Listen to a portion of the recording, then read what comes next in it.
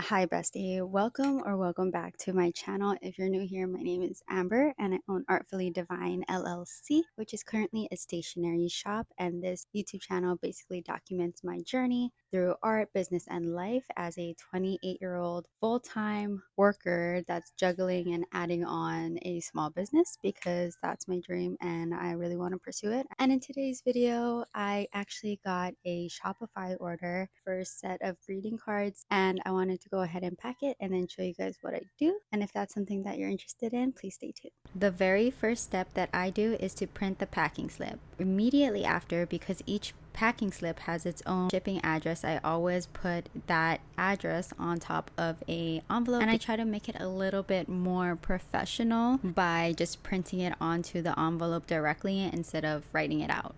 I already printed out a bunch of the greeting cards prior, wanted to be prepared so it's a lot easier for when orders do come through. So yeah, that was so aggressive, Mr. Joe. Okay, so let's get into it. Step number 3 would be to make sure that I have the right inventory to match the order that was purchased. I highly recommend prepping your inventory beforehand. Set aside a specific day where you can just go ahead and create and make inventory so that when orders do start to roll in, all you have to do is just grab them from where you have them stored and then pack them away. Since this was the first time that I ever actually mailed out any greeting cards, I wanted to make sure that it was in the weight limit for one postage stamp, which is actually just 1 ounce. So since I was shipping out 2, I needed to make sure that it was within that range. So it was a little bit more than 1 ounce, so I needed to actually do 2 postage stamps for this specific order.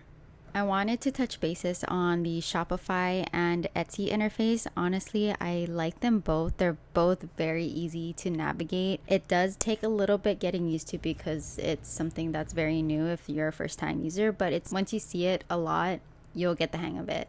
It's very straightforward. So these next 2 steps are completely optional, but I feel like they add a nice personalized touch to all of my orders from my customers. So I always do handwritten thank you cards for every single order, just because I'm very grateful for every single order that comes my way because it's supporting my dream and it just makes me happy that people are enjoying it. The next step would be to do my business and social cards. I only recently started to do this, the Shop Now business / social media cards, which has my QR codes for my website and my social media handles. I do my website as the QR code because majority of my sales come from my Etsy, so I wanted them to also look at my website because I don't really put everything on my Etsy shop, but everything goes on my website, and I want to try to also drive traffic there because I wanted to establish my own baseline. But also on my social media, I've noticed that a couple of my customers have actually started to follow or subscribe to my channel, which is super awesome. I didn't really think that would happen, but I was very hopeful that it would, and I've actually seen a couple of my customers there, which has been really awesome, and I love that they're actually taking that into account. So the next step would be to secure the letter mail and of course pack everything inside of the envelope. Although my envelopes have self-adhesive tape, I like to ensure that they're actually a little bit more secure by repurposing my lamination paper. This gives me more of a peace of mind as the mail is secured during shipping.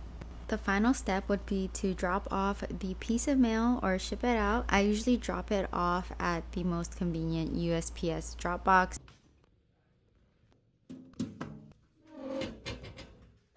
I just finished work and I didn't go to the gym today because it's rest day, but I actually got an Etsy order last night and we're gonna go ahead and pack that.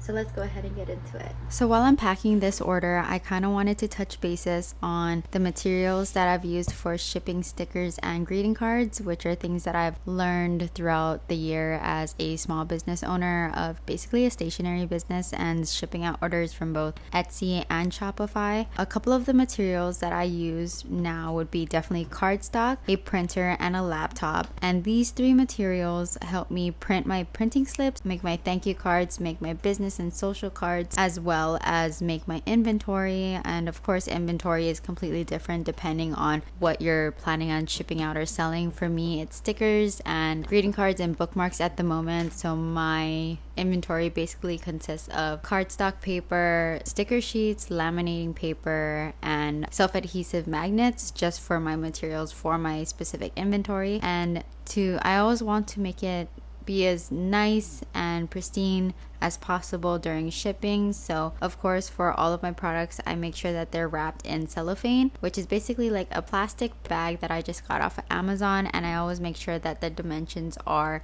set correctly based on the size of my stickers. And this ensures that no matter what happens, at least the stickers, the bookmarks, and the greeting cards get to my customers as nice and pristine as possible. And of course, I need an envelope, which is basically my main shipping method, because a lot of my orders are for items that are smaller and lighter. I did before previously get like bubble wrap mail outs, and those cost a lot more because they're not a standardized envelope. So because of the standardized envelopes, are actually a lot cheaper because of the postage that I send out. So each postage stamp is about 75 cents. But when I did the bubble mailers, I couldn't use a postage stamp. I actually had to do a printing or a shipping label, and of course I had to get shipping labels that are more expensive. So I had to buy that, and then I had to purchase the shipping label, and then I had to print it out, and that all in all took a lot more time, and it cost more because each shipping label is about like $5 based on the size of my bubble wrapped mail outs, which is basically the size of an envelope. Definitely not worth it. If you're planning on mailing something that's less than an ounce, I highly recommend using an envelope. And then of course I like to repurpose things, so I chose to use my leftover laminating paper because I'm doing a self-adhesive laminating paper, and it's a little bit bigger than the size of my sticker sheet, so I don't use it all. So I cut out the excess, and I use that leftover to go ahead and seal my envelopes to make sure that it gets to my customer as nicely as possible. I also use scissors and a paper or cardstock cutter for my thank you cards, as well as my social and business cards. However, I do think that I do need to upgrade my cardstock or paper cutter because it doesn't produce a nice clean cut, especially since I've been doing greeting cards and the cardstock is a little bit thicker. So it's a little bit harder for me to go ahead and get a nice clean line. So I need to get the ones that like chop down instead of across,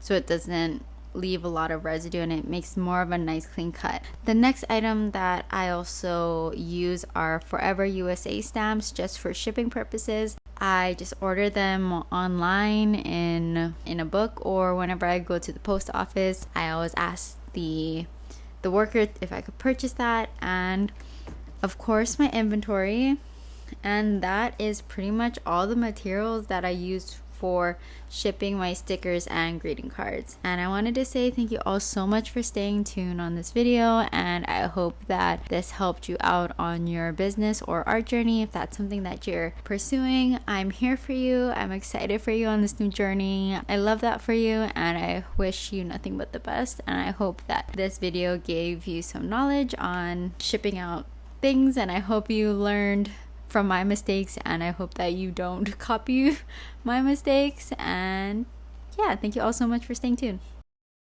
Thank you all so much for watching, and until next week, I'll see you folks next week Saturday. Bye.